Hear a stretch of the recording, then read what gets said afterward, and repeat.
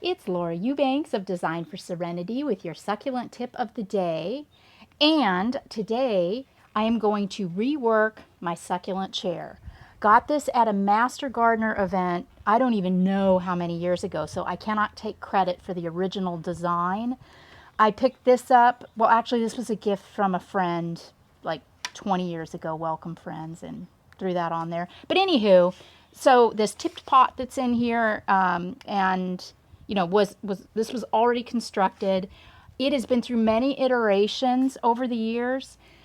As we move into the hotter months, also want you to be mindful to manipulate your plants' cuttings in areas where they're protected. This little corner gets a lot of shade. You can see that my star jasmine is coming into bloom right here too, and I'm confident that this is going to get mostly shade throughout the next couple of months, so my cuttings won't burn.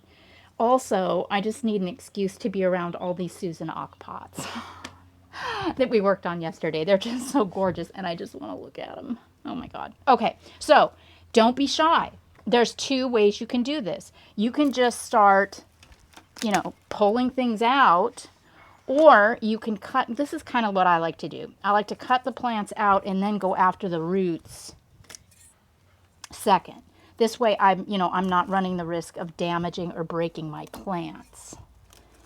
So we'll just cut them all out. And it's amazing what you can find too when you do this. I mean, I'm sure I'm going to find plants in here that I didn't even know I had. How fun. Right? What do you have? Oh my goodness. Yeah, Hannah says, what do you have? I have Aeonium kiwi. I have Sedum rubra-tinctum. I've got a little superbum here. Ooh, that's a beaut, right? These look like jewels to me. We've got other Graptosedums in here, a Kalanchoe. Now, here's an example. This is Kalanchoe bayerensis. It's fuzzy and fabulous, but it also can get literally as big as a tree. But if you work with it as a cutting, you can have these plants that can potentially mature into giant things in your little arrangements, because you're just working with them as a simple cutting. So I got all of the thatchy roots out of this chair, and all of my cuttings are down here ready to be put back in, but I thought I would take a minute to show you how this was constructed. Remember, I didn't do it, but she took, or he, the artist, removed the seat from this chair, and they stapled in chicken wire and made a basket. And then they stuffed that basket with probably a cocoa liner, sphagnum or a core liner, like those kind that you can get at the box store or garden center. And then they filled the core liner with potting soil. So they, in effect, made a pot. Now, when you're working with core or with sphagnum moss, you know it dries out faster than a regular pot. So you may need to water more frequently if you work with core as your base in lieu of, say, ceramic. Okay, so I have... Oh, there's a nest up there. Oh my goodness, we have a nest? Where? Oh my gosh. There's a little sparrow, right? Don't they make nests with mud and they're attached to... Oh my gosh, that is beyond. Are those of you that are bird people, please let me know in the comments what's happening up there. That's a guest room, so we rarely ever go up, and they probably feel very safe and protected. That is so great. I love it. Okay. So I have some leftover soil. This is just soil that I've collected. It's old. It's, from different potting and planting cans. I feel perfectly comfortable using it. I'm going to build it up just a little bit. Since I'm going to be working with cuttings, I can do that. I love working with cuttings. Okay, I'll put a little bit in this tipped pot too. And now I'm ready to go. I don't want this soil to be wet because I don't want these fresh cuttings to rot. If you live in an area where you get really extreme temperatures or a lot of rainfall, make sure that you harden your cuttings off in a box in the garage for a few days before you plant. We want to see calluses here.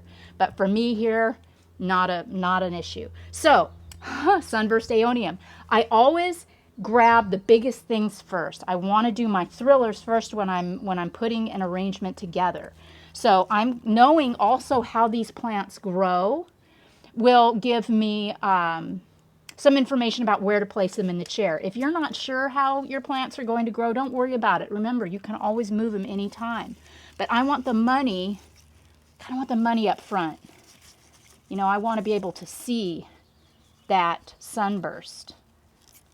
And then I'll put that cotyledon right back there. And then, you know, it's just a question of putting the plants back in a configuration that is pleasing and attractive to you.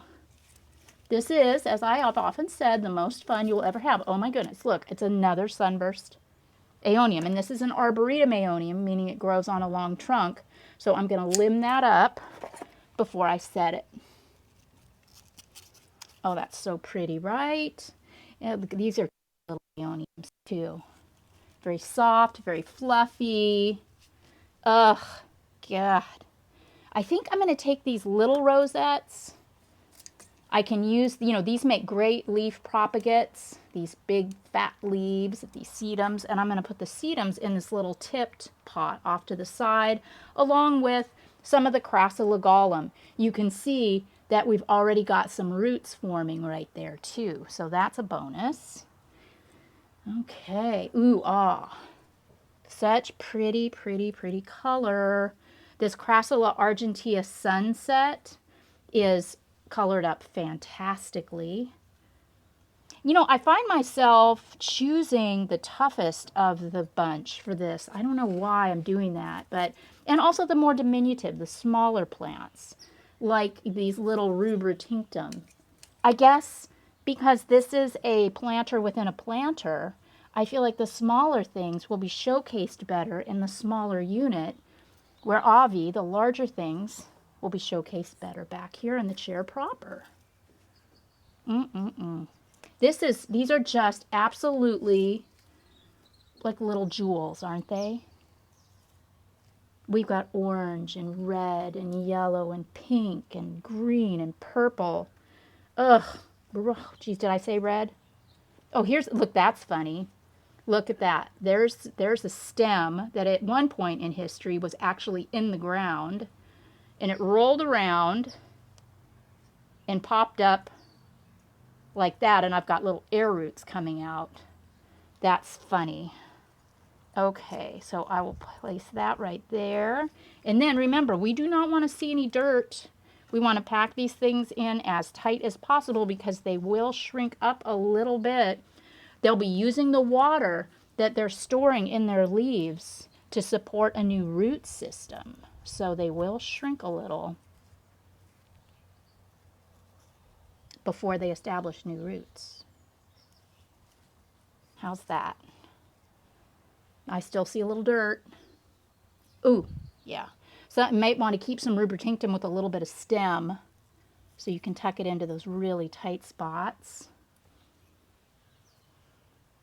Okay, I could, you know, honestly keep going and keep going and keep going, but I think I have enough in here now. It's time to finish planning out the back of the chair. So knowing that Crassula ovata grows into a shrub and gets very tall very quickly, I'm going to place it in the back of the arrangement behind this pot.